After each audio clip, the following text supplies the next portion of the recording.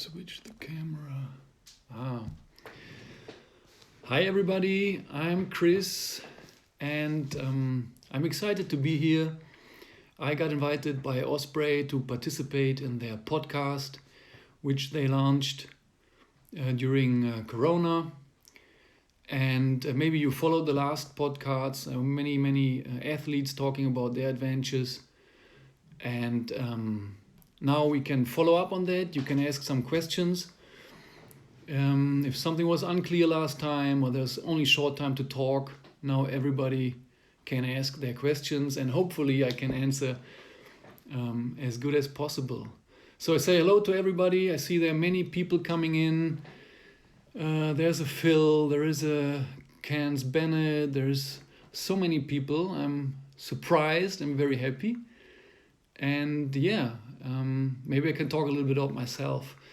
Again, I'm Chris, and what I love to do is to go on expeditions, to go to faraway places where there's a lot of culture of mountain tribes, but at the same time very remote. And we are looking for unclimbed peaks, if that is possible, and that is to me the biggest adventure, to climb some unknown places and unclimbed peaks. So Joel, Simon, KJ, everybody, hello. So we can get into it. We can start with the questions. You can ask everything that is on your mind. I have to push here.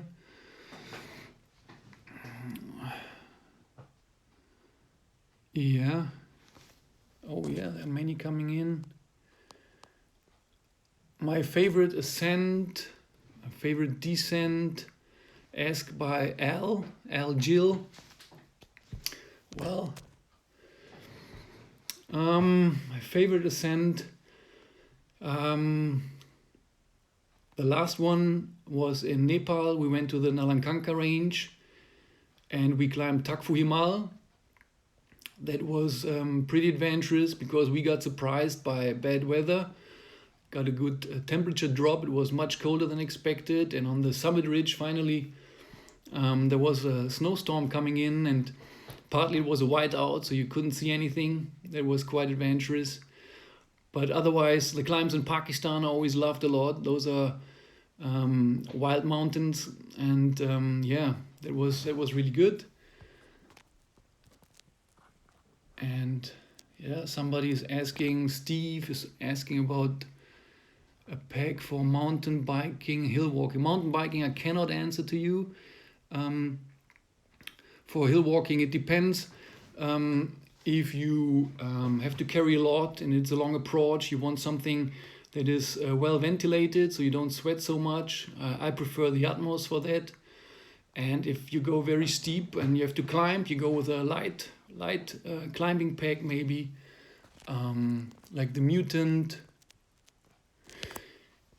Kevin is asking, how do you get finance to do these expeditions and how do you plan for your future? That is a very good question actually, because that is maybe the first problem you have. Now, there's a big difference if you plan everything yourself and you have some experience. Of course, this experience you have to gain over the years. But if you once know how those things run, how the country runs, you can actually organize those expeditions on a low budget. That is always my target, to get the finances in check. Whereas people always ask me, and they only have numbers of like commercial Everest expeditions in their mind, and those are really big numbers. But then you have to pay the agent in your country that pays the agent in the other country. You have to pay everybody in between.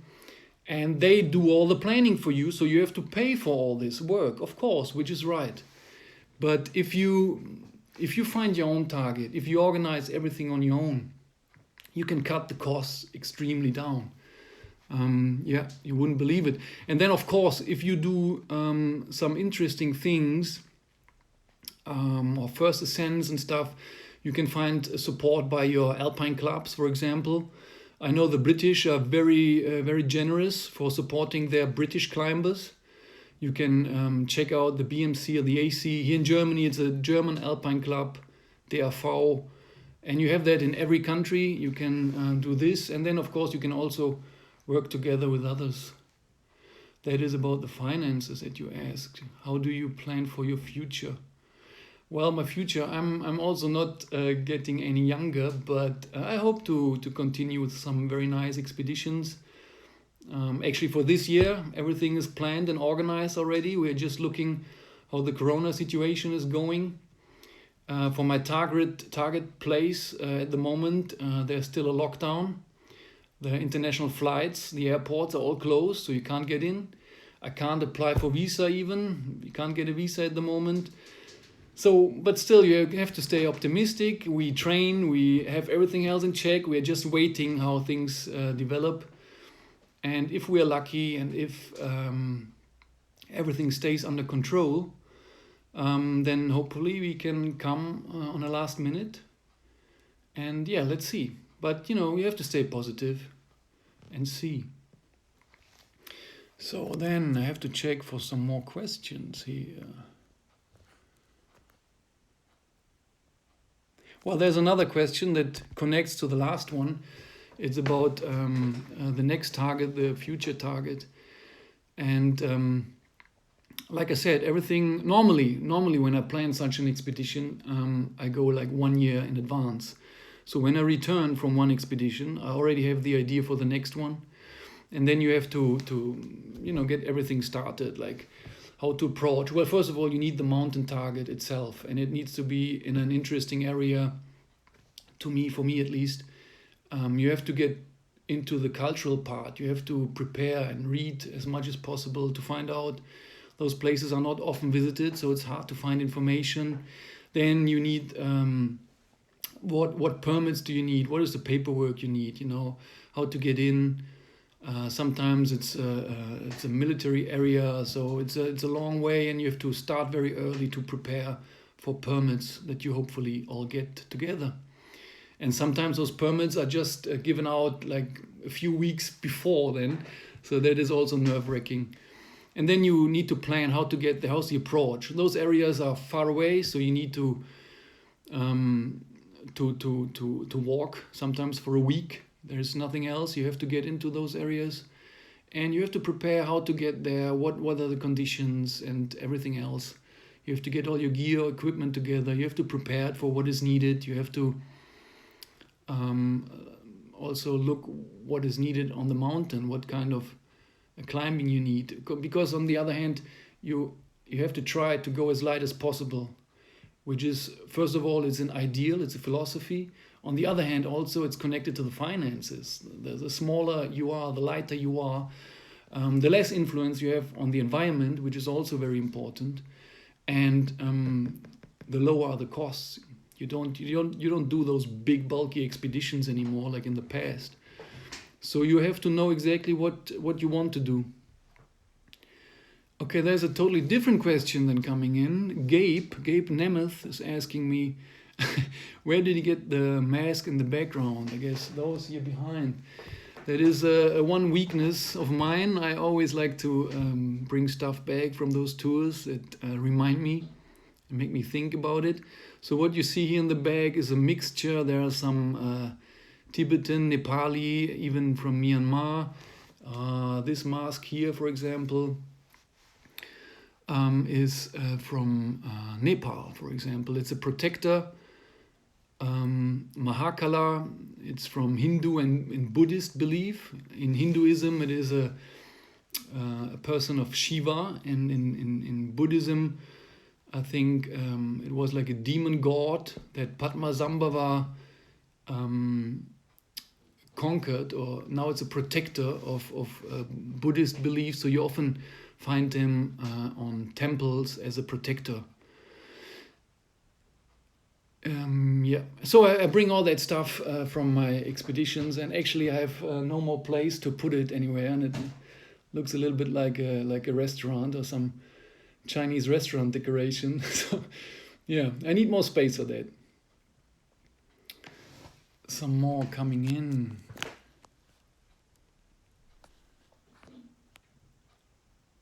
Planning. We talked a little bit about the planning.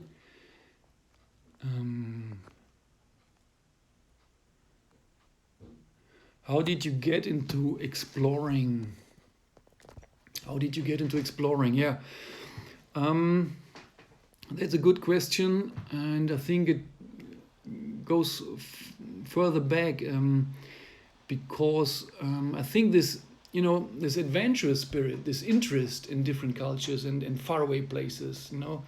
You want to literally go to the end of the world. And that is something I think my parents already gave to me as a little kid, because they love to travel, and for their understanding, they went to adventurous places. Like I still see pictures today when I was a little kid or even a baby in the Sahara. It's a desert in Africa, where where they put me into the sand, and I think they took me along on all their travels. So that is why I am so open-minded for those cultures, and that is for me then the step to combine it with the climbing. Others get inspired by the climbing by their parents, and they were like spent all their life in the Alps, which is fine. But to me, somehow I'm looking for those cultural experiences as well, and that's why I love to go around the world or all along the Himalaya. And there's a lot to do, and a lot still today, a lot stuff to explore. If you could move to one country which you have explored, which one and why? Yeah, explore the South Wall. The South Wall, what is that? South Wall. For those countries, yeah, well, it's hard to say because there are so many beautiful places. Like I told you in the podcast already, even in Afghanistan, you find places where there have never been any war, where people are so peaceful and hospitable, where the nature is so pure, where the culture is so, for our understanding, untouched. Every country has a good reason to go there. My favorite for mountain ranges is still Pakistan, the Karakoram, with the culture, with the crazy peaks. I think that is one. Nepal is also beautiful with the infrastructure, but there's so many things to explore.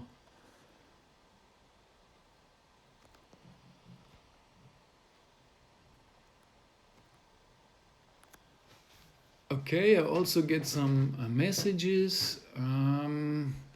Okay, don't kill me if I can't answer them all, if I can't see them all at once. Because I'm not an Instagram expert. Sorry for the messages. Right now I can only reply to the questions that pop up here. Where would you love to go but have never been? There's actually one target. Well, normally, if you go for a first ascent, you wouldn't tell that to everybody on the internet because you want to go to this untouched place. But there's one area I can really recommend because it's also really hard to realize. I've been there already, and that is in Myanmar, in Burma. If you think of the Himalaya, what comes up in your mind? It's Nepal, it's China, it's India, it's Pakistan, it's all those places. But think of the most eastern tip of it, the furthest place in the east of the Himalaya. It ends up where? In Burma. And all I think of Myanmar or Burma is a hot, humid jungle, 30 degrees, 90% humidity. But actually, it's the final tip of the Himalaya ends there. So they have some peaks like scratching nearly 6,000 meters high, a little bit lower. But what makes them so difficult is that below you have this jungle, this humid environment, and then the cold winds come from the mountains. So they meet, and that makes the weather so really, really difficult. And you would need an approach of about 2 weeks, 2 weeks hiking, and through serious areas where there really is no path, no nothing. So you have to go with a machete, like Indiana Jones style, for 2 weeks just to get to the mountain, and 2 weeks back. So then you need a lot of time, you need a lot of endurance, and you see the complete environment, like from the deepest, thickest, warmest jungle up all climate areas to the icy peaks of those high mountains. That is something I think it's unbeatable. And I tried. I've been there twice, but just it was a difficult time at that time. Myanmar was moving to democracy. There were elections. Before that, there was this so-called uprising, or more or less a downbeating of the peaceful monks. In those years, it was not possible. And then you still have the challenge to get all the permits together and to get the finances together, because this expedition would be really costly. Also because there were some highly decorated teams with a lot of money coming in, and two actually, even a Japanese TV crew, and they paid such a crazy amount of money that the people now expect the same by every visitor, so that is impossible. So until now I couldn't manage it, and maybe I will never do. But if one of you has the chance, I think that would be my best recommendation for the biggest adventure possible. But then again, adventure is relative. You can find a big adventure right next to your house at home. You don't have to go around the world. It really depends on your own taste. Asking because ever Iran, beautiful. No, yes, Iran is really beautiful. They also have nice mountain ranges. They have great culture. They also have great infrastructure. Just at the moment, Corona is really difficult. I hope this gets better soon. And they manage really better than us. So many people coming in. Thank you very much for all your questions. Anfrage, okay. I have to check some more.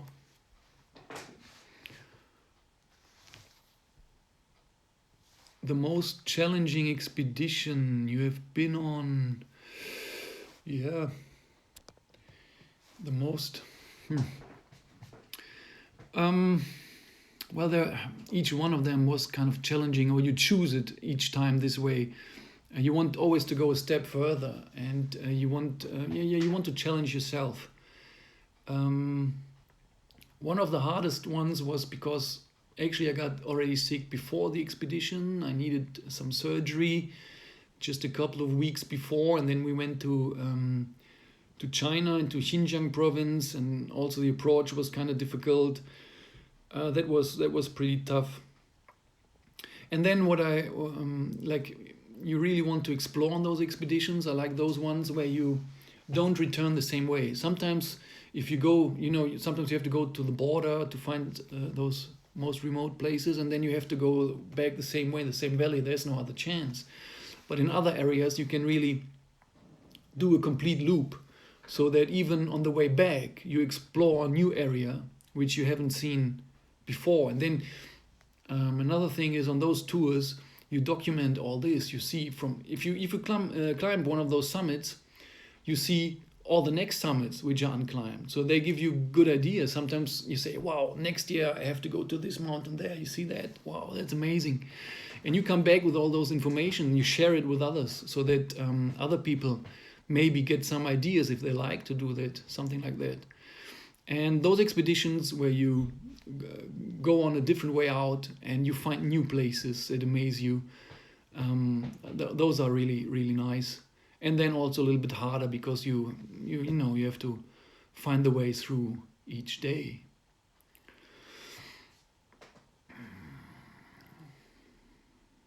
Who would you like to climb most with?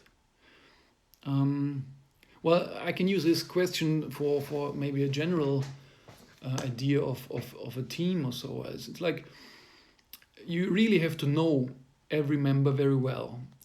I don't do commercial expeditions. I don't take guys along for money or something. I think that is rather difficult. A professional mountain guide, they have to guide nearly everybody who comes along. But if you go to those remote areas, don't expect any rescue or help.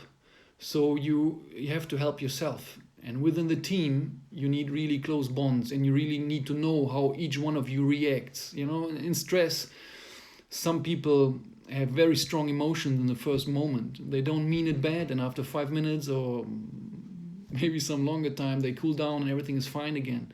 But you need to know how each one of you works, and you have to rely on them. So I wouldn't see it on the internet like, oh, who likes to join on this trip and come along here and I take anybody. No, I wouldn't do this. You really have to rely on those people. And then on the other side, the strength of a team comes from the diversity. Like everybody has different talents. I'm certainly not the best climber, especially not on our teams. But maybe I have the ideas and I can organize some things. And then like if you would have 5 of the same guys, it's not as good as have 5 different people who have different strength concerning also the climbing style, So that would be important for building a team and to choose the right partners. Where did you take those beautiful photos? Thank you very much. I guess you mean here the background, like those. Those were all taken on expeditions. This peak here on the left is in Pakistan. Then we have some Shimshali women. Then you have Afghanistan. Then you have a Kalasha woman from the Nuristani border of Pakistan to Afghanistan. Then you have nomads of Afghanistan on the last one there. So yeah, you try to document everything, and sometimes if you're really lucky and you have really good footage of filming, sometimes if it's deep enough, if there's a story behind it, you turn out to get a documentary together, like our Afghanistan documentary. But yeah, well, that is, every situation is different. It's just very, very fascinating people and places where you go. So you go photo galore with everything.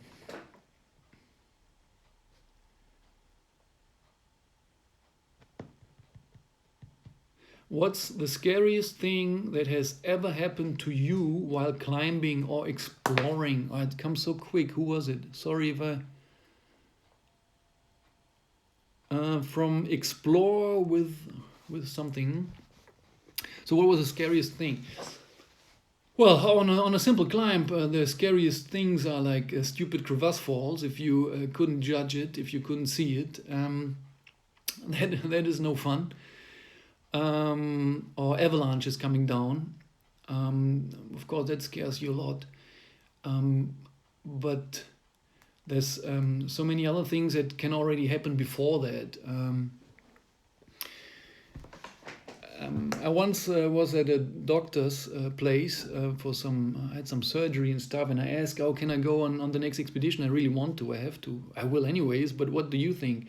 And he said, like, the place where you go, you don't have to worry about your body. You can have a car accident. You can. There can be so many dangers. Don't worry about everything else, and that is true actually. So what scares me a lot, what happened, I told in the podcast. You can still check it out on the Osprey page. For example, in Pakistan there are some areas where there's religious tension between the different tribes and religions. There are places that are totally divided, and there were things going on like I said, even on the main Karakoram highway, where they stopped the buses and divided the people according to belief. Sunni to one side, Shia to the other side, and they killed all the Shia people, burned the buses, and the buses were on the road for quite some time. So each time you pass this point or some others, you know exactly what happened, and you know exactly what can happen, so that worries you, of course.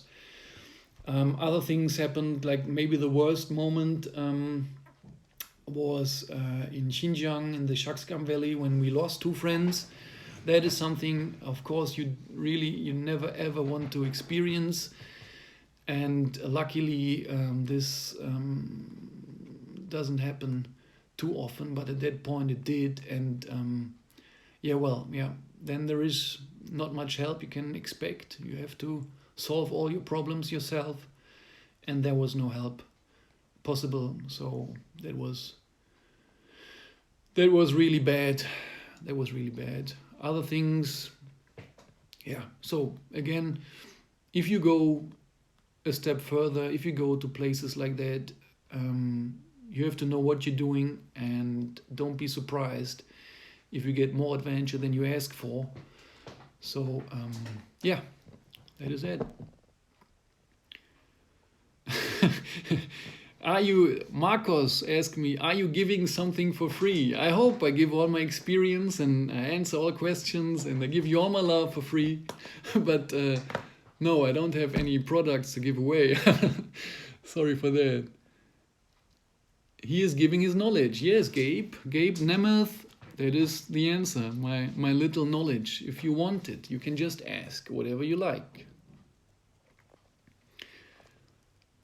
Content is a star. I hope you have a good future, bro. Thank you very much, Jack. Very much appreciated. I wish the same to you.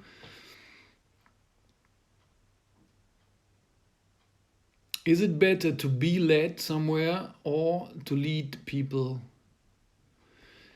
Well, it depends on yourself, on your character, what you like.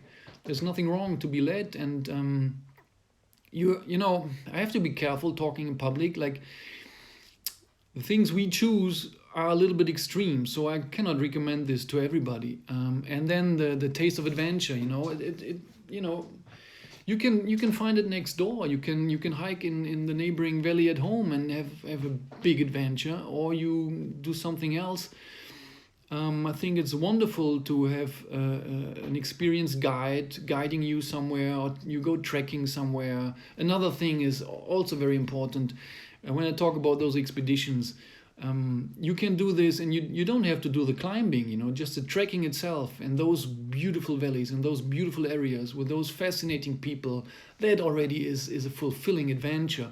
So I think there's something for everybody and for everybody's taste.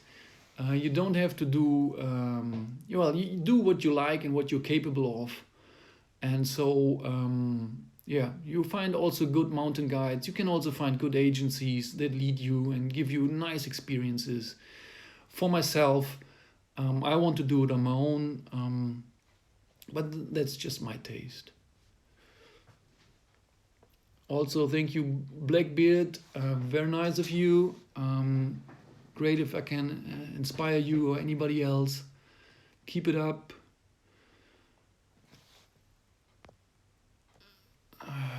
Another question by Lara Tralara.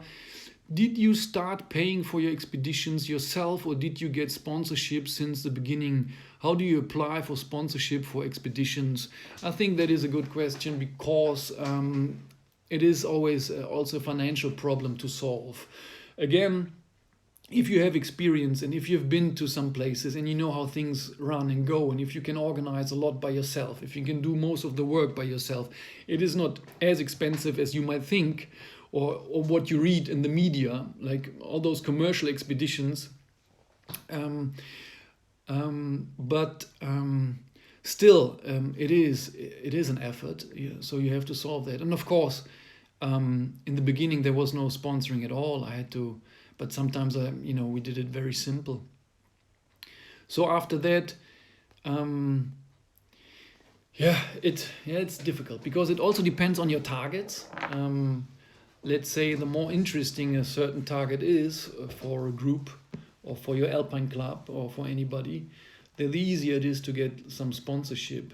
Which does not mean that you have to do anything dangerous or crazy or stupid. You should never do that, of course. But maybe if you want to do a climbing expedition, you check out your local climbing club. I don't know where you're from.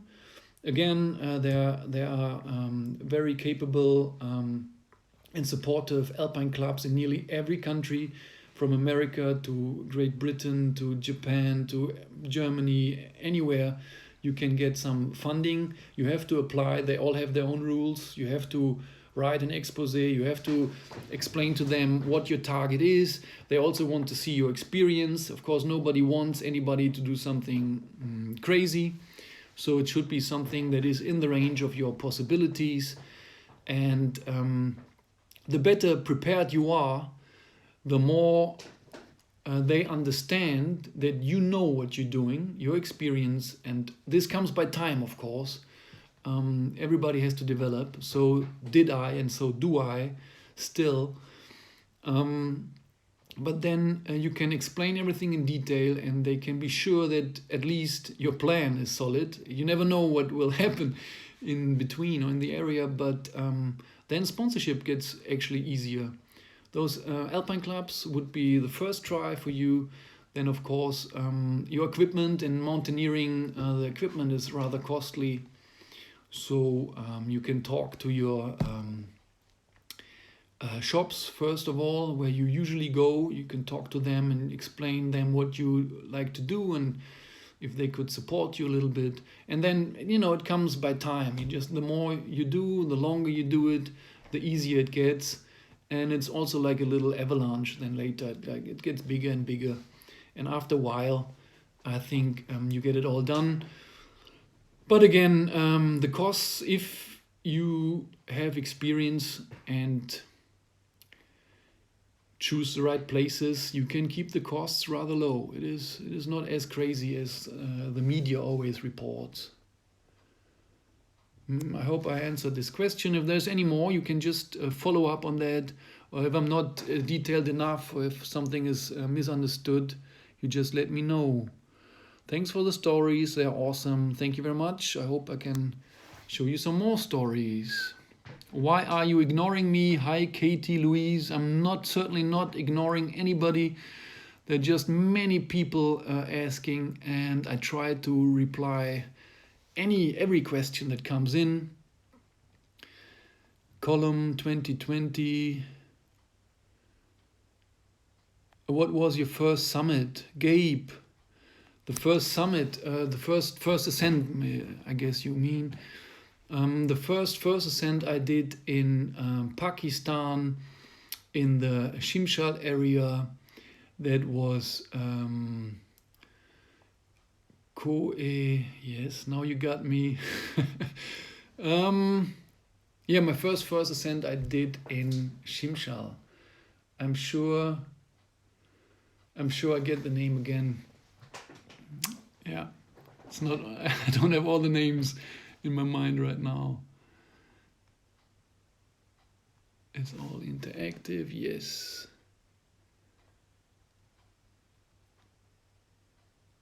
Thanks for answering. Yes, I try my best.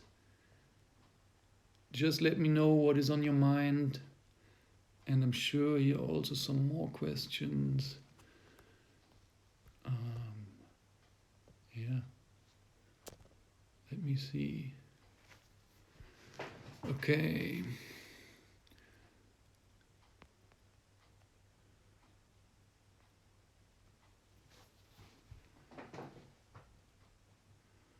Okay, somebody wants to, sanctions in Iran. Well, it can happen. Yeah, sorry for that. Sorry to hear that. How do you handle fear? Is Silvao asking me. Well, fear is a good thing because fear makes you careful. And there were enough situations where I, for myself, said it's too dangerous for me. I don't go the risk. It can be very simple things, like on the last expedition, I had some frost nip on my toes. So even though I had my best boots on and everything, I really trusted in that, but it was not enough. So then I couldn't, I just couldn't get them warm anymore, whatever I did. And I really thought, okay, if I go on for the next mountain, because we had quite some plans there were quite some more peaks to do. I thought, no, that's not good. So I stopped, you just have to retreat at some points. It's not worth to lose any part of your body at best for a peak. Also, now in the situation with Corona, I told you before, we are planning for the next expedition. We are waiting. We want to go. We don't know. The mountains will always be there for you. They wait for you. They don't run away. So no matter, you can always come back before before you go a step too far. Then it's over. So fear, you have to work with it, you have to understand it, and you have to judge the situation in the correct way. Of course, fear can also block you. And the more experience you get, maybe the better you handle your fear. It depends on each person. It's different to anybody. I know guys who, they really go for it, but I have no problem with stopping or stepping back if I think it's too risky.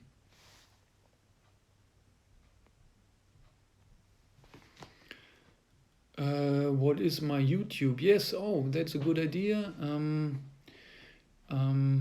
You can find me. Actually, it is the name of a Mexican volcano. That's when I first used it. I didn't have the intention to build it up, but you can find me under Popocatépetl. Yeah, that's a very stupid name. Otherwise, you just Google me, Chris or Christoph Nettekofen. I think you can find me. If I would be able to handle Instagram better, maybe I would share a link or anything, but I just can't. So I'm sorry. You just have to Google me. You can also check out my homepage, and from there you can find that. That's the Wakhan Expedition 2012. For example, on that homepage you can find everything. And also the documentaries, yes, you can find that on the YouTube channel. Either single clips or like the complete documentaries. Yes, the Afghanistan one, you can find that also. Yeah. So, sorry that I touch it, but I just have to look. I'm really surprised and thankful for all your questions and so many people coming in. We can make a few more minutes, because now normally I would have to close it. But feel free, and I hope I can answer all of your questions.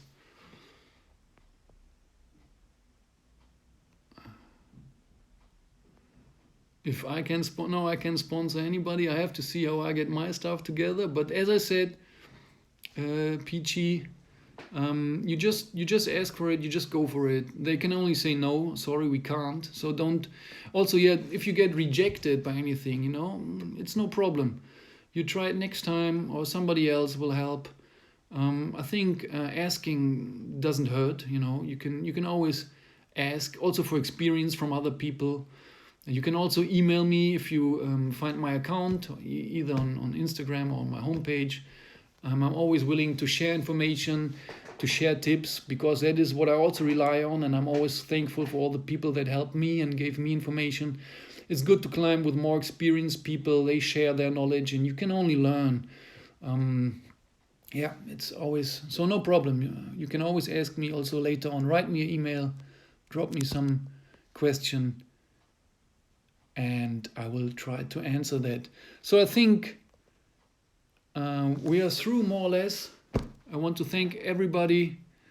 It was really a pleasure with you guys, and I hope I could help you a little bit. Just completed EBC, managed really well, better than us. Clan Wonder, congratulations to your tour, I see. And keep it up. We'll only get better. Wonderful. So, okay, some political stuff. Well.